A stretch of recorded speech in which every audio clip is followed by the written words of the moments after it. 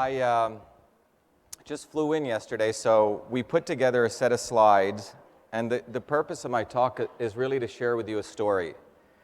And I hopefully the story is going to inspire people not only to innovate, but really reconsider what innovation really means and what it means to be a revolutionary. So I'm going to share with you my story. It starts actually in India. I grew up actually in Bombay, but I grew up in two worlds. Some Indians today typically only experience the world of the city, but I not only grew up in this world, but I also grew up in this world. How many people have been in villages? Anyone? Okay, it's around 20-30%, but about 30% of my life was spent in these scenes of a very small South Indian village in deep South India.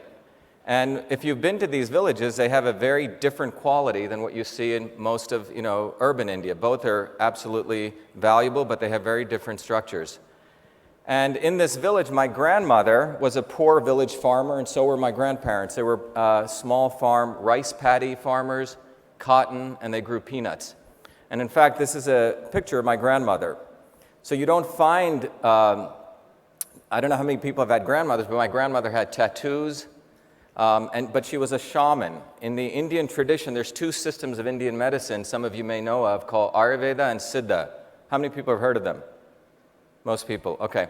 So my grandmother could observe your face, and based on observing your face, there's a treatise in the Indian text called Samudrika Lakshanam, which is based on observing the face, and she could diagnose different ailments that were going in your organs. And based on that, she would put together different massage, herbs, a variety of what we today call personalized medicine.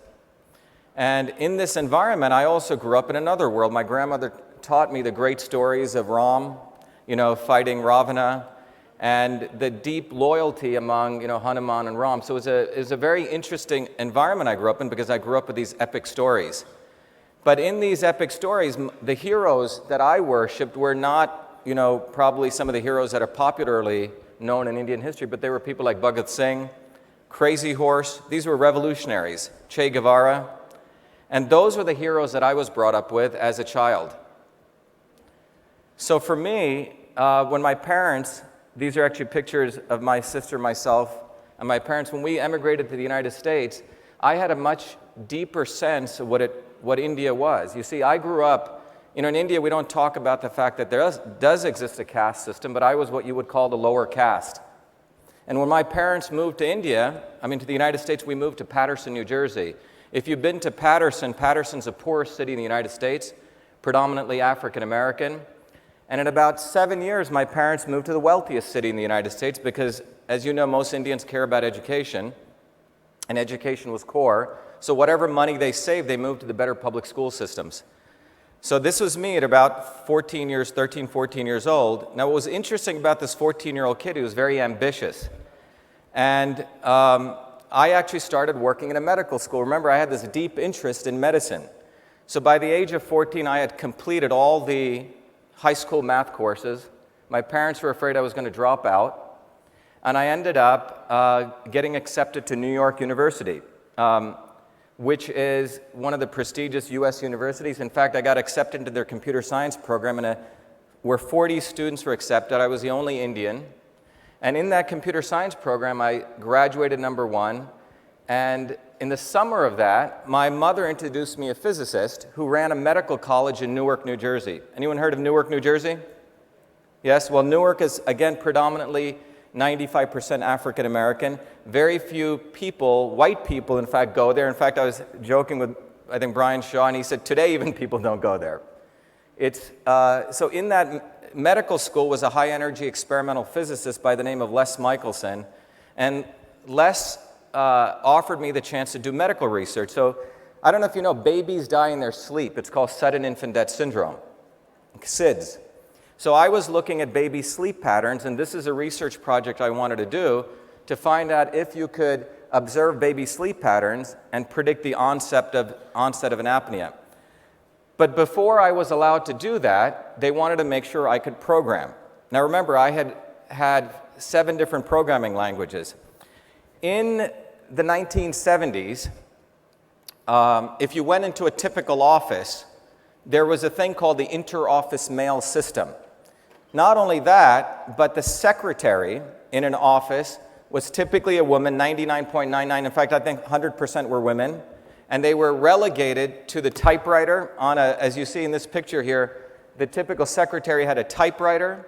She had an inbox, an outbox, a drafts folder. Behind her, as you see in this picture, she also had folders. She had an address book, trash can. You get the idea? This was called a desktop, an actual desktop. And a woman would put up a memo, which was typically in bond paper to, from, subject, CC, the body of a memo. Sometimes she had to put a carbon paper, which would make a carbon copy, CC, or sometimes a blind carbon copy. And that was put into an envelope, which was called the interoffice mail envelope. And this was then distributed, sometimes by foot, sometimes by vehicle, but sometimes by these pneumatic tubes. This was called the interoffice mail system, and this is how businesses ran their paper-based communications in the 1970s. In fact, some offices still run it like this, to the office of prime ministers and presidents. So I was asked to convert this to the electronic form, and I wrote it in the Fortran programming language in less than 8K of memory. So you had to write all sorts of things to support this, and this was a full-blown electronic mail system, which no one had done before. And I called this system email. What you're seeing is, thank you. Now remember, this was a 14-year-old kid who did this. Think about that. It was not the military, which has been purported. It was not the ARPANET. It wasn't MIT. It was a 14-year-old kid, an Indian kid, working in Newark, New Jersey, and he called it email because it wasn't an obvious term. In fact, if you look in the Oxford English Dictionary, they have the term starting in 1980, and in the Merriam-Webster at 1982. The reason I called it email was the Fortran programming language, all the variable names had to be in 6 characters. The operating system demanded 5, so I only had 5 characters. So E-M-A-I-L. It wasn't that obvious. But email defined the interoffice mail system in electronic form, the email that we all use today. Now in 1978, there was no methods. Now think about this. There was no method to protect software inventions. There was no legal laws. The United States Supreme Court didn't even recognize software patents. However, there existed the 1976 Copyright Act. In 1980, and now the Copyright Act only let you protect music and written work. In 1980, the Copyright Act of 1976 was amended to become the Computer Software Act of 1980. And that Computer Software Act let you protect software inventions through copyright. Now, the way I filled this out was I ended up going to MIT, and I was elected. By the way, this kid wasn't a nerd, by the way. I was actually an athlete, I could have been a professional baseball player. I ended up becoming the student body leader at MIT. So I went to the president's home at MIT, and he said, Shiva, it's unfortunate the Supreme Court doesn't let you patent software, but you should copyright it. There was no lawyers, there was no mama and papa who could fund me. You had to write, there was no Google, there was no PDFs. You wrote away, you got this form, and you filled it out. So I think I was about 16 or 17 at the time. The form came back, and there's the official copyright for email from the United States government recognizing me as the inventor of email. So there's no dispute here. You see, this kid invented the system, he called it email, and now the interesting thing occurs. So I came to MIT, and I'll come back to the story. This was in 1981. On the front page of MIT, they highlighted 3 students. One of them was me, and there was 2 other kids. Now, the interesting thing is when you're brought up in an Indian household, you're taught to be humble, right? And I never thought much of this, frankly. You know, when you're a serious inventor or an artist, you never think about fame or fortune. You don't think about making money. You do it because you like it, and when you do things, you look at the next work you do. So I never thought about this as something that I should promote myself. So this is 1981. Now, here are all the things that were saved in a suitcase. My mom, she passed away 3 years ago, pulmonary fibrosis. About 2 months before she passed away, she had saved all this in a suitcase. And she had given it to me, and I had forgotten about this. This is now 35 years later. And a friend of mine looked at this, and he said, Shiva, you created email. Why haven't you talked about it? So he had a friend of his come in, and this was one of the first articles that ever came out talking about this after those early articles in 1980. Dave's friend, Doug Amick, who was a senior technology editor of Time magazine, spent about 3 weeks looking at all that material, and he couldn't believe it. And he wrote this article called The Man Who Invented Email. And this came out in November 11th, 2011 in Time magazine, the online edition. After this, I was looking at all this material, and I didn't want to keep it at home. I realized it belonged in a museum. So I offered it to MIT, had a museum. MIT looked at the materials, and they said, Dr. Shiva, this doesn't really belong here. This belongs in something bigger. We would be stealing. It actually belongs in the Smithsonian. So on February 16th, the Smithsonian, which is the #1 museum in the world, accepted these artifacts, and a young Washington Post reporter called Emmy Kalawale wrote this report. It says, V.A. Shiva honored as the inventor of email by Smithsonian. That day, thank you. That day should have been a great day for celebration. But what I'm going to share with you now is the real story. The invention of email was a revolution, but there's a deeper revolution that still needs to take place, and it starts on February 16th, 2012. When this story came out, if you look at by the way, I'm a systems biologist, one of the many degrees I have from MIT, but when a system thinks it's being attacked, it reacts. It has an immune system. And what you saw was, immediately after this happened, you saw a number of publications calling me imposter, liar, fraud, all sorts of horrible names. This is 2012. This is not 1968. And you had blogs like this say things like this, and I want you guys to read this, and I want you to think about this, what this is saying. That an Indian should be hanged and beaten. This is the United States of America. Unbelievable, isn't it? So, who was behind this? Well, you find out that when this occurred, I was appalled because this was the story of a 14-year-old boy who should be, it's not celebrating me, it's celebrating the spirit of innovation, which is what America is supposed to stand for. And you unpeel this and you find out there was a historical group, eminent quote-unquote historians, who had already written the story of email. They had said this company, a $37 billion defense company, you see, during those 35 years, Raytheon, one of the biggest defense companies in the world, in 2009, they decided to enter the cybersecurity market. So they bought a company called BB&N, which was an acoustics company. Now, they had a very nice mascot here, a guy with a beard, glasses, almost like he was pulled from a casting call. Now, Ray Tomlinson didn't invent email. He used the @ symbol like we use Twitter to exchange messages between two computers. Had nothing to do with email. In those 35 years, they had built Raytheon up as the inventors of email. Why? Because Raytheon wanted to compete against Lockheed and General Dynamics. And if anyone who does branding, it's a beautiful website. It looks like they're the inventors of email. When that stuff went into the Smithsonian, it put a wrench into the history that these historians had written.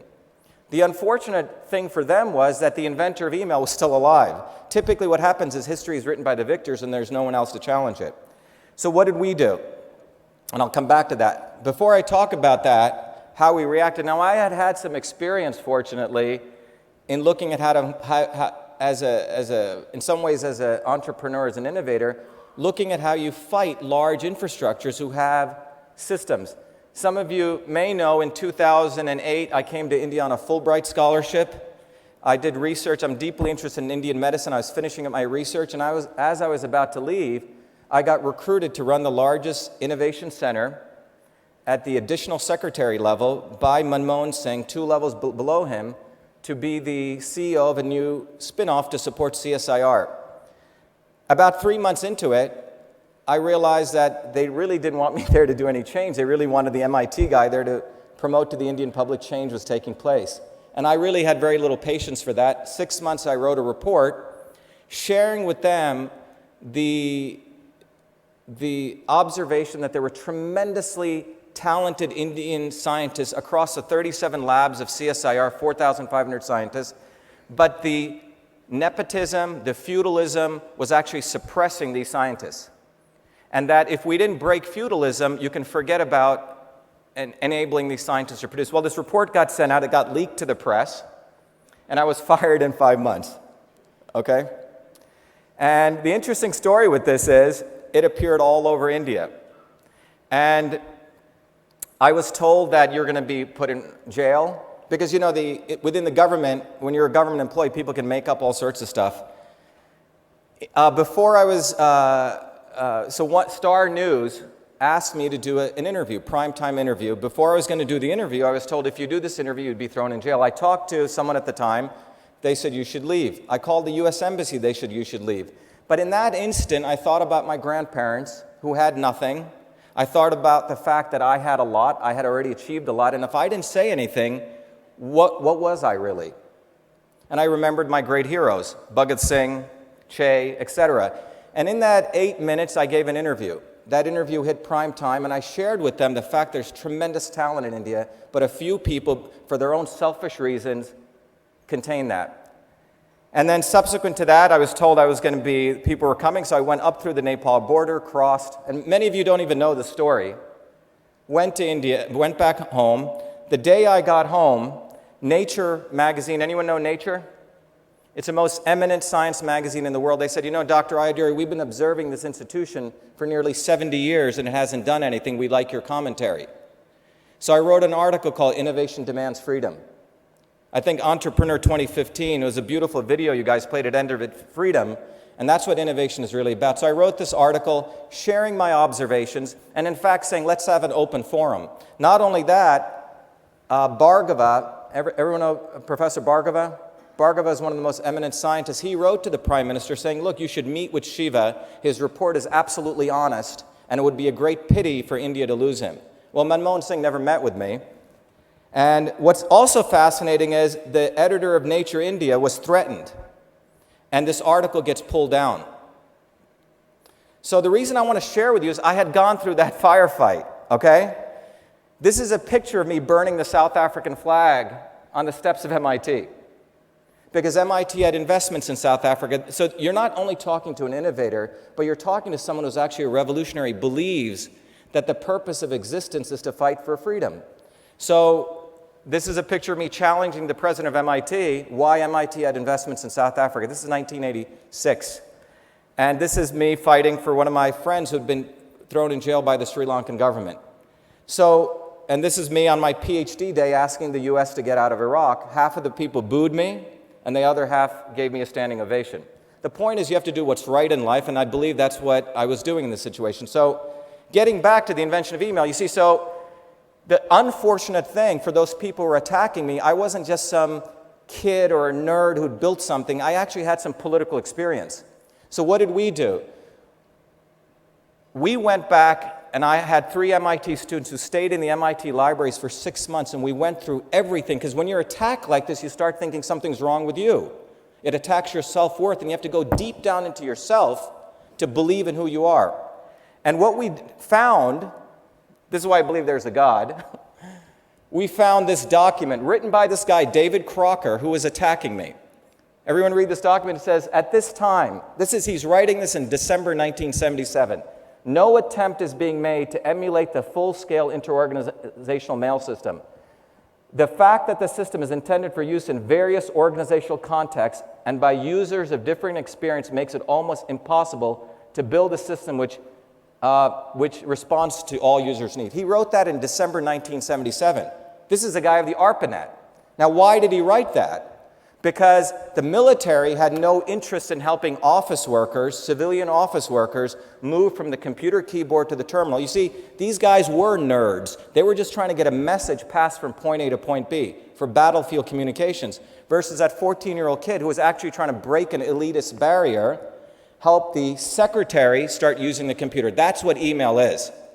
So we found this, we published it. Anyone heard of Noam Chomsky?